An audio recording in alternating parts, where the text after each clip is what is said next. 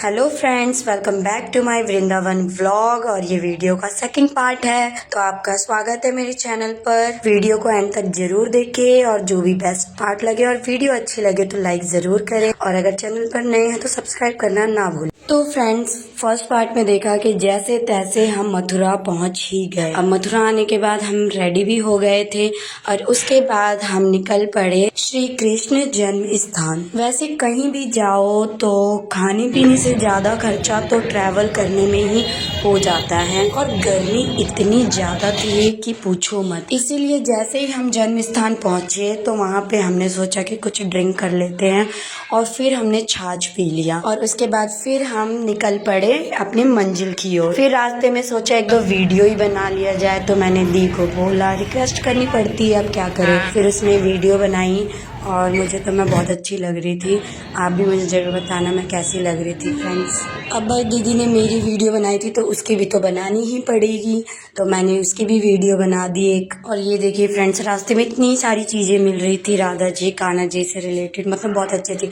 बस इस चिल्लर सी सैलरी में क्या ही एक्सपेक्ट किया जा सकता है। तो फाइनली ये देखो फ्रेंड्स, हम पहुंच गए हैं और यहाँ पे फ़ोन अलाउड नहीं है, ना बैग अलाउड है। वहीं मंदिर के साइड में बैग्स वगैरह और फ़ोन वगैरह सबमिट किए जा रहे थे पैसे से। आजकल कोई भी काम बिना पैसों के तो हो ही नहीं सकता।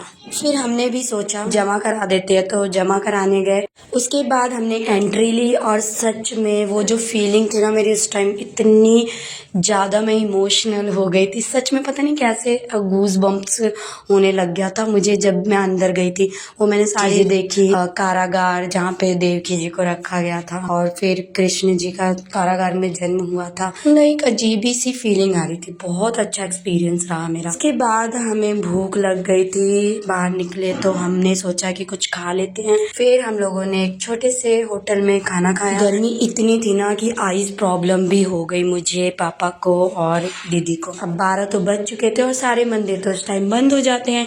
फिर हमने सोचा कि चलो गौरी गोपाल वृद्धाश्रम चला जाए, अनिरुद्धाचार्य जी होंगे तो उनसे भी मुलाकात हो जाएगी।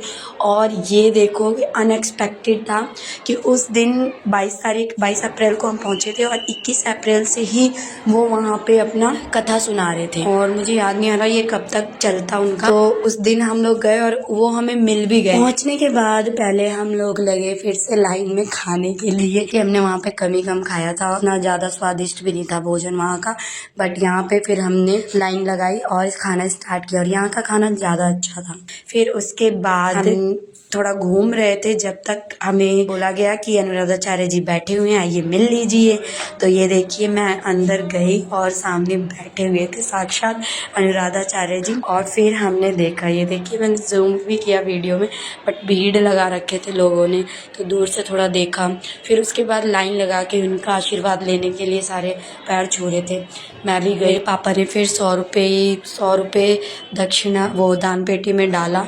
अब भाई हमारे पास इतना ही है, हम तो खुद ही चिल्लर बचा के आए थे घूमने। कोई नहीं, लेकिन लोगों के पास जितना होता है वो उतना ही दान करते हैं। फिर उसके बाद हम लोग बाहर की साइड आ गए, क्योंकि अनिरुद्धाचार्य जी जा रहे थे अपने गौशाला में। तो उसके बाद पापा ने बोला कि चलो उधर देख लो बूढ़ी माताओं को जिनके परिवार वालों ने त्याग दिया है, और इनका ख्याल अनिरुद्धाचार्य जी रखते हैं। सच बताओ, मैं अंदर गई, मेरे आँख से ना सच में आंसू आ गए। अब पता नहीं क्यों, मुझे नहीं पता क्यों आए, बट सच में आँख से बिल्कुल आँख मेरी भर आई थी। उनको बेशक से सारी फैसिलिटीज़ दी गई हैं, उन्होंने सारी फैसिलिटीज़ दी हैं, AC लगाया है, मतलब हर चीज़, और बेड है इतने अच्छे से, गद्दे वगैरह सब चीज़ फैसिलिटीज़ सारी हैं। सेवा करने के लिए भी कर्मचारी रखे ही हैं अनिरुद्धाचार्य जी ने। लेकिन फिर भी ना, मतलब उनके फेस पे वो वाली खुशी नहीं थी जो एक फैमिली के साथ होती है रहकर। तो इस बात का उन लोगों को कहीं ना कहीं दुख तो होता ही है, चाहे कितनी भी खुशियाँ मिल जाए हमें, लेकिन हमें ज़्यादातर अपनी फैमिली के साथ ही अच्छा लगता है। तो सच में बहुत ही इमोशनल मोमेंट था, बहुत ज़्यादा। देखिए वीडियो में कुछ कमी सब माता लोग के सेवा।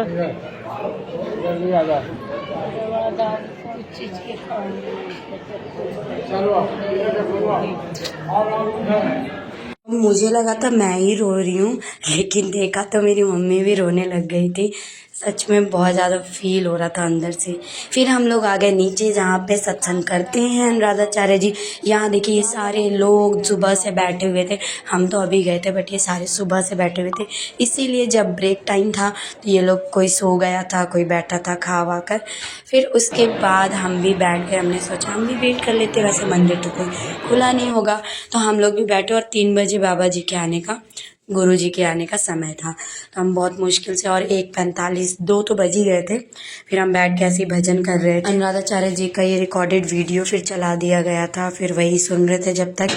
फिर उसके बाद भीड़ तो बढ़ती ही जा रही थी, क्योंकि टाइम जैसे जैसे नज़दीक आ रहा था लोग उतने ही ज़्यादा आ रहे थे। फिर ये अनुराधाचार्य जी आ जाते हैं और फिर सारे खड़े हो जाते हैं। हम सच बताऊँ ना, बहुत अच्छा लग रहा था वहाँ पे, ऐसा लग रहा था कि वहीं बैठे रहें। होता है ना कि श्रद्धा भाव होता है सबका, और भक्ति भाव में हम जितने लीन होते हैं उतना ही हमारे मन को शांति मिलती है।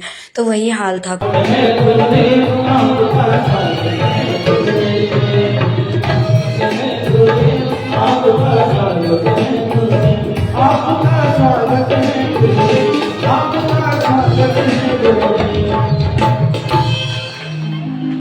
चप्पल चोरी हो चुकी है और मैं जा रही हूँ नंगे पाँव। कुछ खिलाना पड़ेगा। भक्ति के बाद मुझे ये फल मिला कि बाहर आते ही मेरी चप्पल चोरी हो गई और नंगे पाँव मुझे बांके बिहारी की यात्रा करनी पड़ी। तो जी हाँ, अब हम निकल पड़े थे बांके बिहारी की तरफ उनके दर्शन करने के लिए, और करीबन 4 या 4:30 तो बज ही गए थे। बट वहाँ जाकर हमें इतना लंबा इंतज़ार करना पड़ेगा ये भी नहीं पता था। रिक्शे वाले ने जैसे हमें उतारा, हमें अवेयर कर दिया कि अपना फ़ोन और अपने बैग्स वगैरह संभाल के रखना। क्यों? क्योंकि यहाँ पे बहुत ही शरारती बंदर हैं जो कुछ भी हाथ से छीन कर ले जा रहे थे। किसी का चश्मा, किसी का पर्स, और करना कुछ नहीं, बस चबाना है उसको। तो यही कर रहे थे। तो मैं तो अपने फ़ोन को बहुत ज़्यादा संभाल के लेके गई थी। मेरा इकलौता फ़ोन यही है जिससे मैं व्लॉग्स बनाती हूँ। अब ये भी चला जाएगा तो और मेरे को बर्डन हो जाएगा कि मैं कैसे खरीदूँ। तो इसके बाद फिर हम लोग, ये अनायरा के नखरे ख़त्म नहीं हो रहे थे। छोटे बच्चे को लेकर जाऊँ तो बहुत प्रॉब्लम होती है सच में रास्ते में, और गर्मी भी थी तो अनायरा को बहुत ज़्यादा प्रॉब्लम हो रही थी, साथ में दीदी को भी। फिर इसको जैसे तैसे, और हमें आइस प्रॉब्लम तो थी ही तीनों को।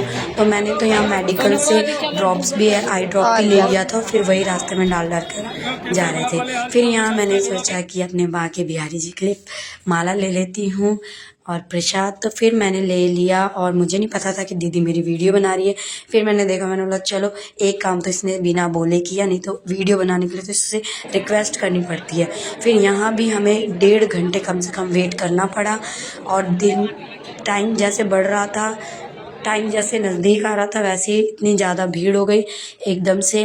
और यहाँ बंदर की शरारतें देखने में भी हमारा टाइम मतलब स्पेंड हो गया टाइम।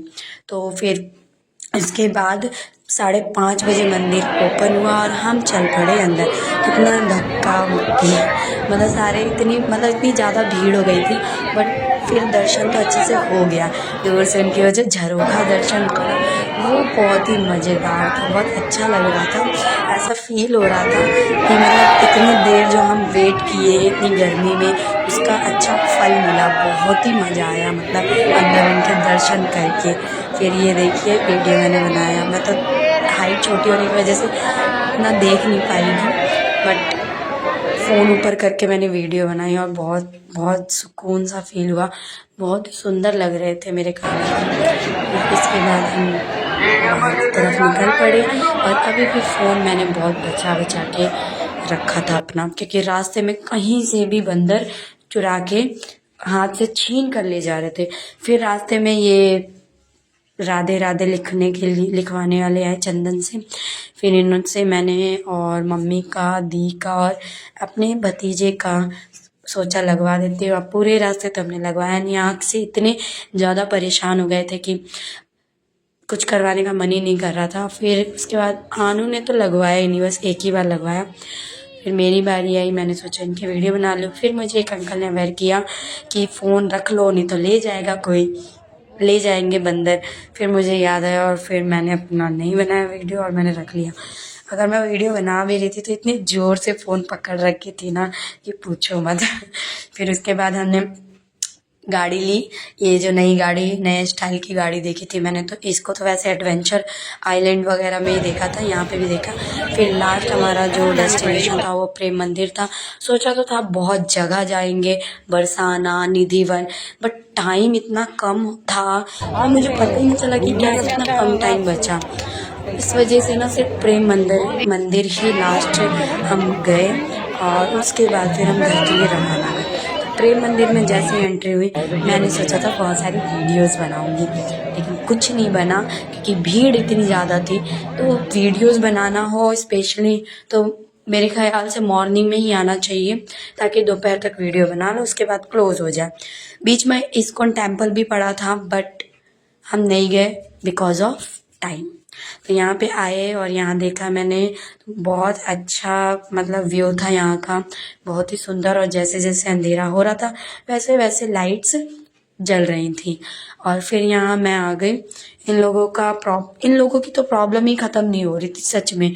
नायरा ने पॉटी कर दी थी, तो वही धोने के लिए गए थे मम्मी और दीदी वॉशरूम में, और इतना 10-15 मिनट लग गया था उनको यही करने में।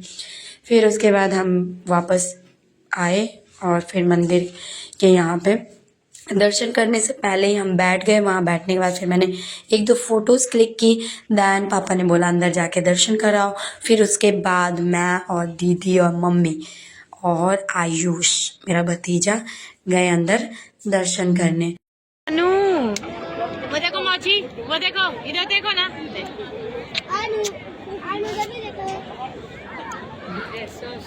और प्रेम मंदिर का ये व्यू भी बड़ा ही प्यारा लग रहा था, अलग अलग कलर्स में चेंज हो रहा था। उसके बाद हम अंदर गए और दर्शन किया, बहुत ही अच्छा लगा।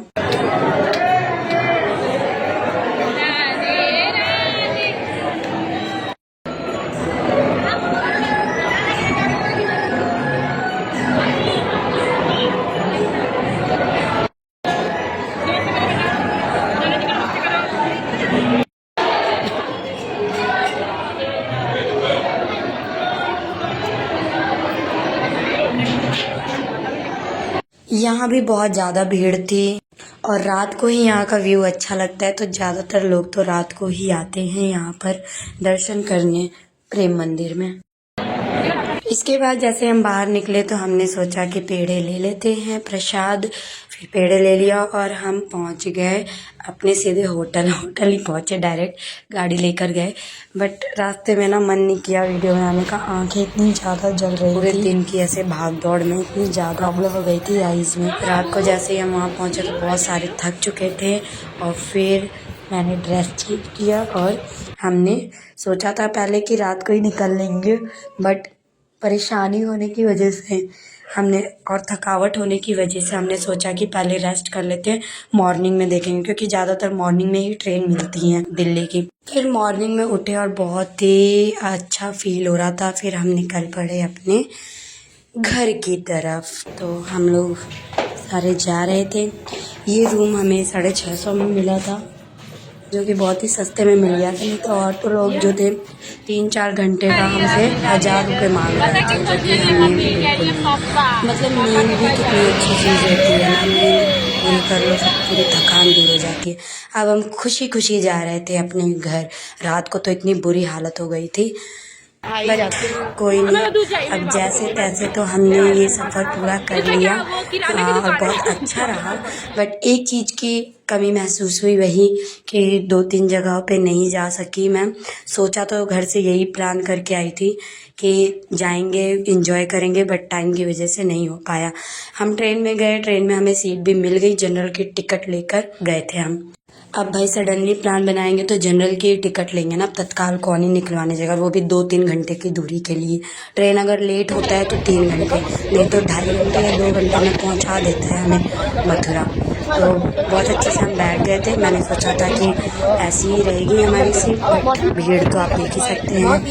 तो जैसे तैसे फिर ये भीड़ फरीदाबाद उतर गई और फिर हमें वापस से अपनी सीट मिल गई। लेकिन क्या ही फ़ायदा, कुछ ही टाइम रह रहा था हमें पहुंचने में। फिर मैंने सोचा कि 1-2 वीडियो बनवा लेती हूँ दीदी से, लेकिन उससे ढंग की वीडियो नहीं बनाई जाती भाई।